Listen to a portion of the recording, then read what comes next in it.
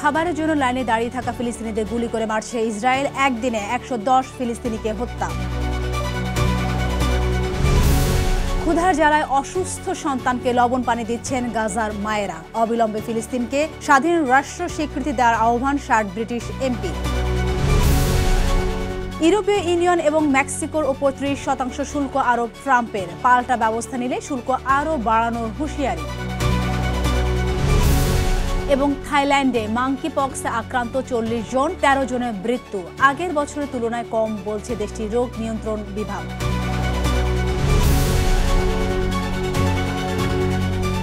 বিশ্বজুড়ে ঘটে যাওয়া দিনের গুরুত্বপূর্ণ ঘটনাবলী নিয়ে আরটিভি নিয়মিত আয়োজন সারাদিনের বিশ্ব। আপনাদের সাথেই আছি আমি সালিহা পারভিন সাথী। ফিলিস্তিনের গাজায় ইসরায়েলের হামলায় একদিনে আরও কমপক্ষে ১১০ ফিলিস্তিনি নিহত হয়েছে। নিহতদের মধ্যে ৩৪ জনই সহায়তা প্রার্থী ছিলেন। খাবারের অপেক্ষায় হিউম্যানিটেরিয়ান ফাউন্ডেশনের সামনে দাঁড়িয়ে থাকার সময় হওয়া এই হামলায় তারা প্রাণ হারায়। এই প্রতিষ্ঠানটি যুক্তরাষ্ট্র সমর্থিত একটি সহায়তা সংস্থা। রোববার এক প্রতিবেদনে এই তথ্য জানায় সংবাদ মাধ্যম আল জাজিরা। জাতিসংঘ ও মানবাধিকার সংগঠনগুলো আগে এই সহায়তা কেন্দ্রগুলোকে মৃত্যুকূপ বা মানব হত্যা যন্ত্র হিসেবে উল্লেখ করেছিল।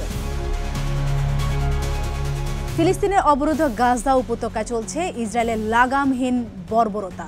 আরও একটি রক্তাক্ত দিনের সাক্ষী হলো গাজাবাসী। গাজা এখন মানব কসাইখানা, মৃত্যুকূপ। উপত্যকাটিতে মানবিক সহায়তার জন্য লাইনে দাঁড়ানো সাধারণ মানুষের উপর কাপুরুষের মতো প্রতিনিয়ত গুলি করছে ইসরায়েলি বাহিনী। ক্ষুধার জ্বালায় অসুস্থ সন্তানকে লবণ পানি দিতে বাধ্য হচ্ছে গাজার মায়েরা। ইমতিয়াজ আহমেদের রিপোর্ট।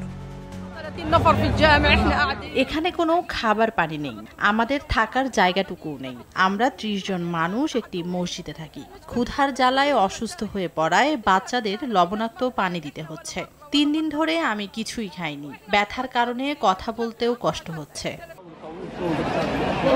প্রতিনিয়ত এভাবেই সন্তানের মুখে একটুখানি জলখাবার তুলে দিতে আর্তনাদ করেন গাজার মায়েরা।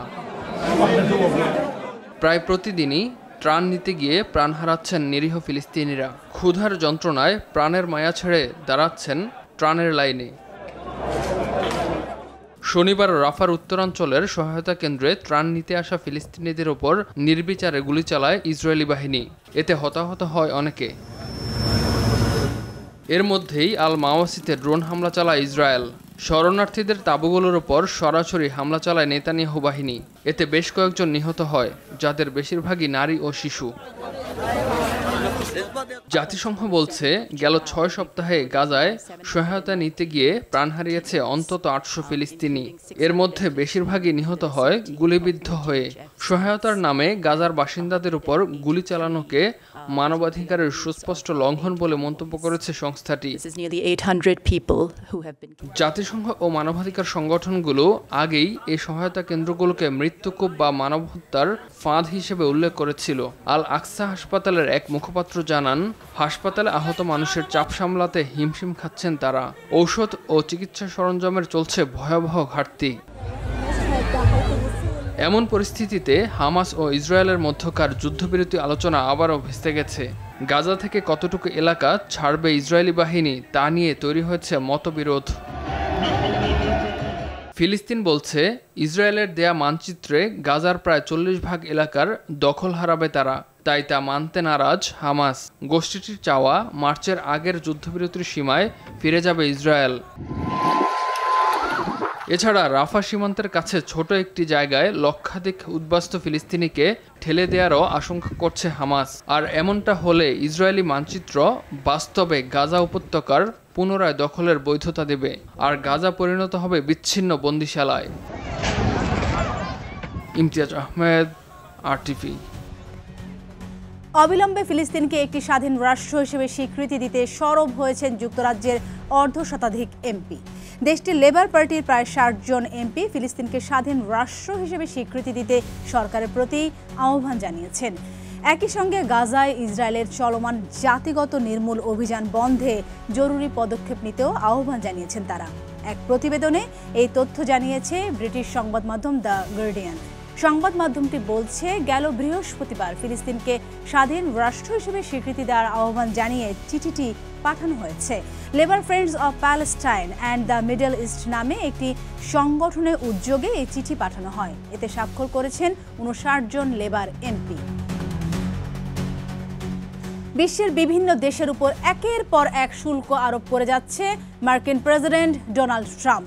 এবার তারই ধারাবাহিকতায় ইউরোপীয় ইউনিয়ন এবং মেক্সিকো থেকে আমদানি করা পণ্যের উপর 30% শুল্ক আরোপ করল মার্কিন প্রেসিডেন্ট। এদিকে ট্রাম্প হুঁশিয়ারি দিয়েছেন, যদি বাণিজ্যে অংশীদাররা পাল্টা ব্যবস্থা নেয় তবে তাদের উপর আরও বেশি হারে শুল্ক আরোপ করা হবে। বিস্তারিত রাকিব হাসানের রিপোর্টে। 47তম মার্কিন প্রেসিডেন্ট হিসেবে আসার পর নানা আলোচনা ও সমালোচনার সৃষ্টি করেছে প্রেসিডেন্ট ডোনাল্ড ট্রাম্প। সম্প্রতি বিভিন্ন দেশের ওপর বাণিজ্য পণ্যের ওপর শুল্ক আরোপ করে চলেছে ট্রাম্প। এবার তারই ধারাবাহিকতায় ইউরোপীয় ইউনিয়ন ও মেক্সিকো থেকে আমদানি করা পণ্যের উপর 30% শুল্ক আরোপ করল মার্কিন প্রেসিডেন্ট। আগামী 1 আগস্ট থেকে এই শুল্ক কার্যকর হবে বলে জানিয়েছে হোয়াইট হাউস। শনিবার প্রকাশিত এক সরকারি বিবৃতিতে এই সিদ্ধান্তের ঘোষণা দেওয়া হয়। ইউরোপের 27 দেশের এই জোট যুক্তরাষ্ট্রের অন্যতম বড় বাণিজ্যিক অংশীদার। সাম্প্রতিক সময়ে ইউর নেতারা আশাবাদ ব্যক্ত করেছিলেন যে শুল্ক কার্যকরের আগে ওয়াশিংটনের সঙ্গে একটি বাণিজ্য চুক্তিতে পৌঁছানো সম্ভব হবে। তবে সেই আশার মাঝেই কঠোর পদক্ষেপ নিলেন ট্রাম্প। ট্রাম্প হুঁশিয়ারি দিয়েছেন, যদি বাণিজ্য অংশীদাররা পাল্টা ব্যবস্থা নেয় তবে তাদের ওপর আরও বেশি হারে শুল্ক আরোপ করা হবে।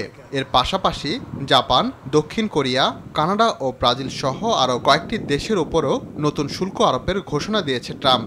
এমনকি ছোট পরিসরের বাণিজ্যিক অংশীদার হিসেবে পরিচিত কিছু দেশ, যার মধ্যে বাংলাদেশও রয়েছে, তাদের নতুন শুল্ক হার সম্পর্কিত চিঠি পাঠিয়েছে ট্রাম্প প্রশাসন। 2024 সালে ইউর সঙ্গে যুক্তরাষ্ট্রের বাণিজ্য ঘাটতি ছিল $235 বিলিয়ন বেশি বলে জানিয়েছে যুক্তরাষ্ট্রের বাণিজ্য প্রতিনিধির দপ্তর। শুক্রবার ইউরোপীয় কমিশনের প্রেসিডেন্ট উর্সুলা ফর ডার লিয়নকে পাঠানো চিঠিতে ট্রাম্প লিখেছেন, ইউর শুল্ক নীতি ও বাণিজ্যিক বাধার ফলে যুক্তরাষ্ট্র দীর্ঘদিন ধরে যে বাণিজ্য ঘাটতির মুখে রয়েছে তা থেকে বের হয়ে আসতে হবে বলে জানান তিনি। এর আগে গত 2 এপ্রিল বিভিন্ন দেশের ওপর পাল্টা শুল্ক আরোপ করেন ট্রাম্প। তার অংশ হিসেবে এর ওপর 20% শুল্ক আরোপের ঘোষণা দিয়েছিলেন তিনি। পরে আলোচনার সুযোগ দিতে 90 দিনের জন্য সেই শুল্ক স্থগিত করা হয়। এর মেয়াদ শেষ হয় 9 জুলাই। তবে আলোচনায় উল্লেখযোগ্য অগ্রগতি না হওয়ায় এবার আরও কঠোর পদক্ষেপ নিলেন তিনি। রাকিব হাসান, RTV। থাইল্যান্ডে 2025 সালে এখন পর্যন্ত মাঙ্কি পক্সে আক্রান্তের সংখ্যা দাঁড়িয়েছে 40 জনে। এবছর এখন পর্যন্ত মাঙ্কি পক্সে মোট 13 জনের মৃত্যুর খবর নিশ্চিত করেছে কর্তৃপক্ষ। দেশটির বিভিন্ন অঞ্চলে এসব রোগী শনাক্ত হয়েছে বলে জানিয়েছে স্বাস্থ্য মন্ত্রণালয়ের রোগ নিয়ন্ত্রণ বিভাগ। গালফ নিউজের প্রতিবেদনে বলা হয়, আগের বছরের তুলনায় এবারে আক্রান্তের সংখ্যা তুলনামূলকভাবে অনেক কম। 2024 সালে থাইল্যান্ডের মাঙ্কি পক্সে আক্রান্ত হয়েছিল 176 জন এবং 2023 সালে আক্রান্তের সংখ্যা ছিল 676 জন। আর এরই সাথে শেষ করছি সারাদিনের বিশ্ব। RTVর সাথে সংযুক্ত থাকুন, মতামত জানান RTV সামাজিক যোগাযোগ মাধ্যমগুলোতে। ধন্যবাদ সবাইকে।